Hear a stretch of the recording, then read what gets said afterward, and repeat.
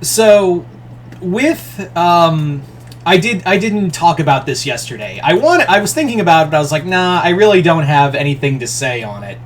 But I want to say, like, what's next for Kang. I did do a video not too long ago, so consider this a sequel to that video. Basically, if you guys remember, well, let's actually go over the news from yesterday. The news basically being that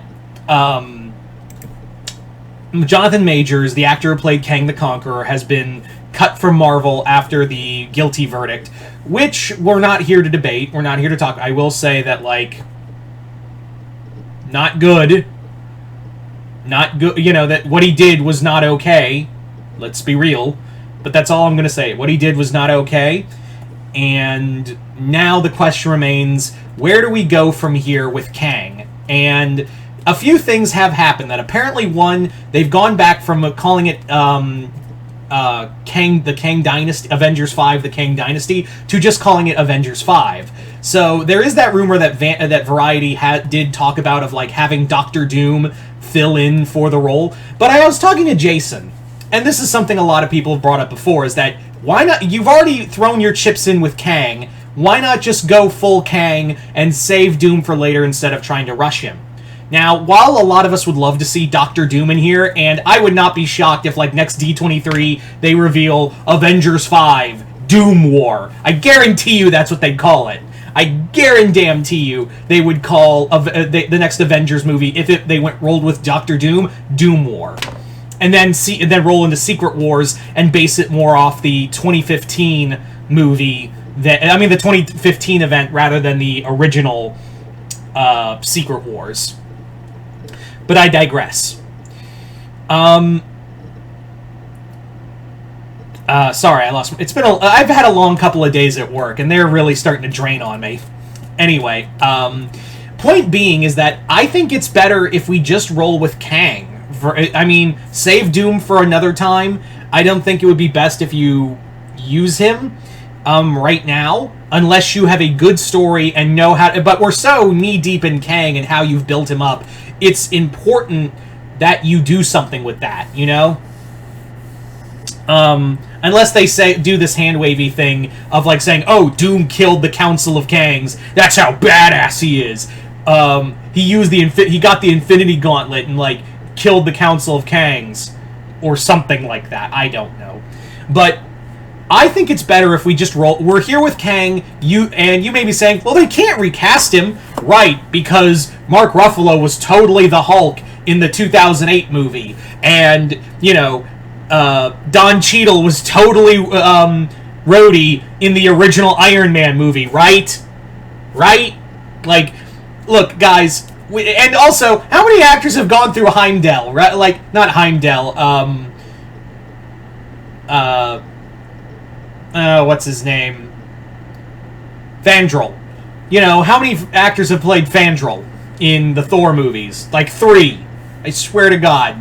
So, it's nothing unusual to have another actor play the character, like, just recasting it. And it's the most hand-wavy thing. It's way easier than other recasting, because literally, you have a built-in excuse of why this Kang looks different.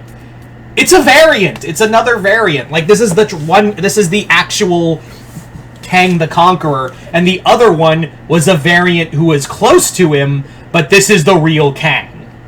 And you could say, and that's easy, like, all the other Kangs we saw, yeah, they're just other it's so easy it's such a built-in, like, hand-wavy thing. So, yeah, I say we roll with Kang from now on. Is the character damaged? I wouldn't say that. I would say, yeah, Majors does kind of put a stain on it, but I do feel that character isn't damaged fully. I think if you get the right actor to play the character, then yes, you can move forward with the character.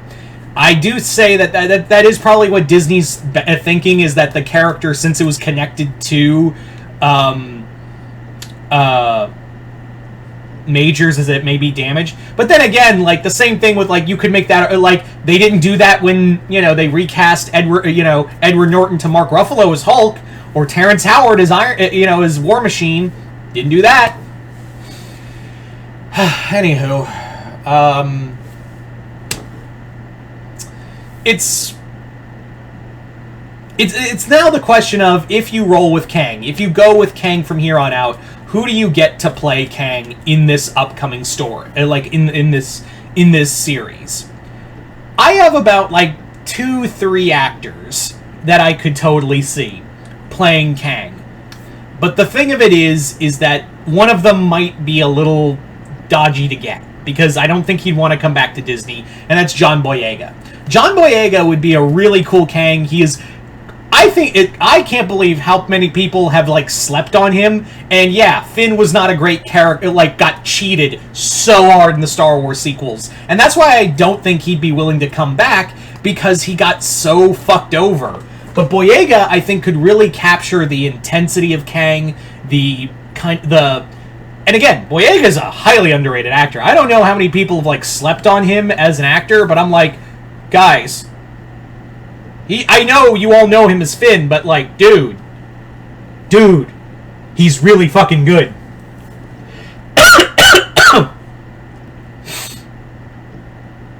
That's kind of what I'm, I think, like I said, I don't think he'd want to come back because of how bad Star Wars and, by and large, Disney cheated him by the end of it, and how little they stood by him during 2020, you know what I'm talking about. I don't need to go further. How little, and basically how they stabbed him in the back. So Boyega would be a great pick, but I don't know if he'd want to come back.